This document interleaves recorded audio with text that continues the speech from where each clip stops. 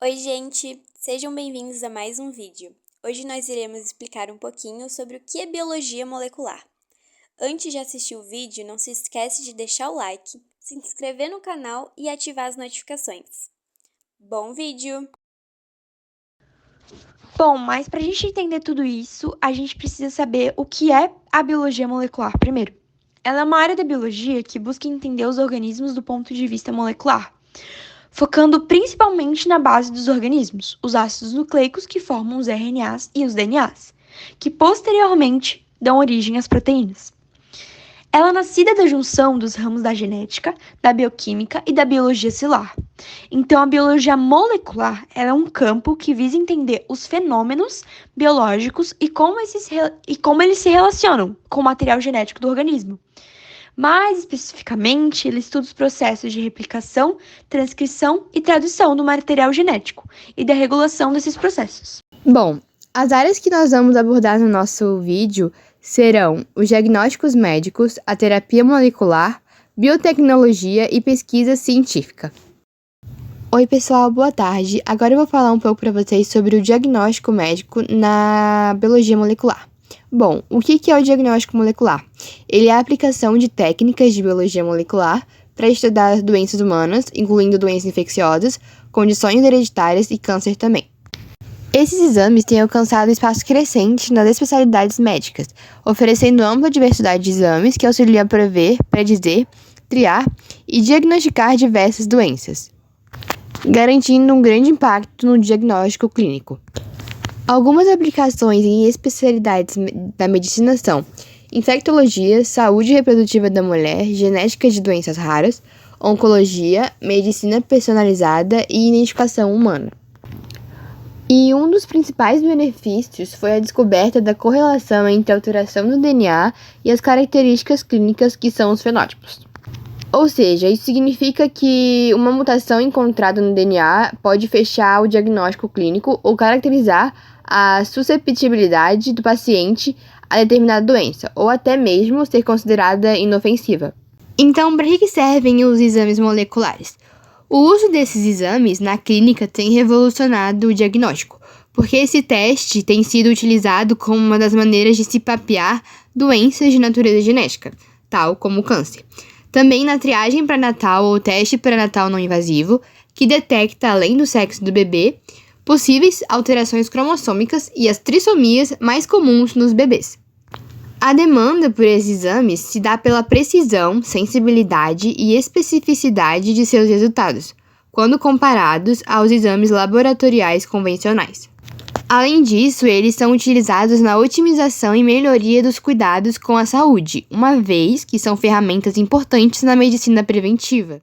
Então, agora eu vou trazer para vocês uma matéria que saiu esse ano pelo site da Associação Brasileira de Medicina Diagnóstica, a Abramed. Nesse site, o tema da matéria é Combate à meningite, o exame do licor e os exames moleculares merecem destaque para diagnósticos precisos. Nessa matéria é abordado sobre o combate à meningite, onde recomenda-se realizar exames diagnósticos para evitar sequelas ou mortes, sendo eles exame quimiocitológico do licor, bacterioscopia direta, cultura de bactérias e reação em cadeia de polimerase, em tempo real, PCR. Segundo o Dr. Carlos Sene, presidente do Sene Licor Diagnóstico, laboratório associado da Abramed, o exame de licor LCR é o mais recomendado para identificar a presença de meningite e também para definir o agente etiológico. Por ter características distintas, o exame laboratorial da doença deve ser preciso para a recomendação do melhor tratamento. Outro exame de destaque, segundo o médico, são os exames moleculares, por serem capazes de identificar o agente etiológico. Algumas metodologias moleculares envolvem técnica rápida e inovadora, podendo ser liberadas em poucas horas. Foi um grande avanço, afirma o médico. Boa tarde, gente. Eu vou falar um pouquinho da terapia molecular, que, para quem não sabe, é uma abordagem terapêutica que se concentra nos níveis moleculares e genéticos para o diagnóstico, tratamento e prevenção de doenças. Ela envolve o estudo e a manipulação das moléculas e dos genes, envolvidos em processos biológicos para entender melhor as doenças e desenvolver estratégias de tratamento mais direcionadas. A terapia molecular, ela utiliza bastante os princípios da biologia molecular para tratar as diversas doenças de diversas maneiras. Algumas maneiras que a terapia utiliza a biologia é na identificação de alvos moleculares, onde pode envolver a identificação de genes mutados, proteínas anormais ou outras moléculas que desempenham um papel na doença. Também no desenvolvimento de terapias específicas, que com base na identificação dos alvos moleculares, os pesquisadores eles desenvolvem terapias específicas que visam corrigir ou modular esses alvos. Isso pode incluir o desenvolvimento de drogas direcionadas, terapias genéticas ou terapias baseadas em ácidos nucleicos, como o RNA. Também tem a inibição de alvos moleculares.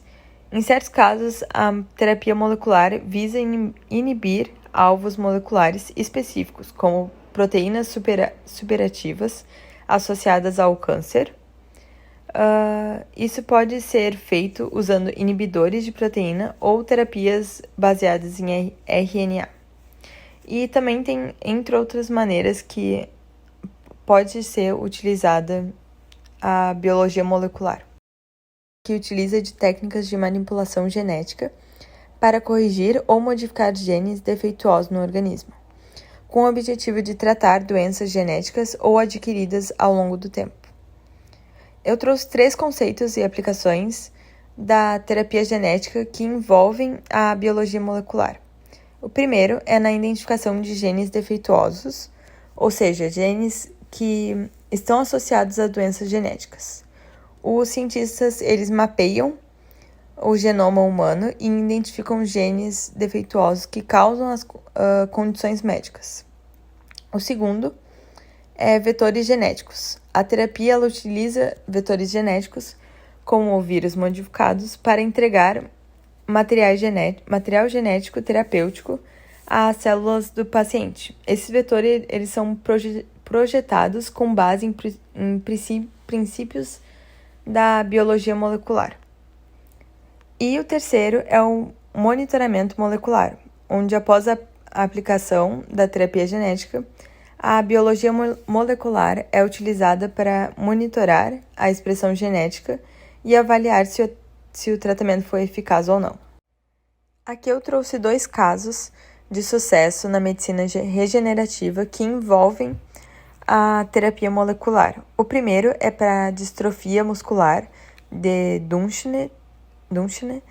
Essa distrofia é uma doença rara genética que enfraquece progressivamente os músculos. Alguns pesquisadores têm explorado terapias moleculares, como a terapia genética, para introduzir uma cópia funcional do gene defeituoso nos pacientes.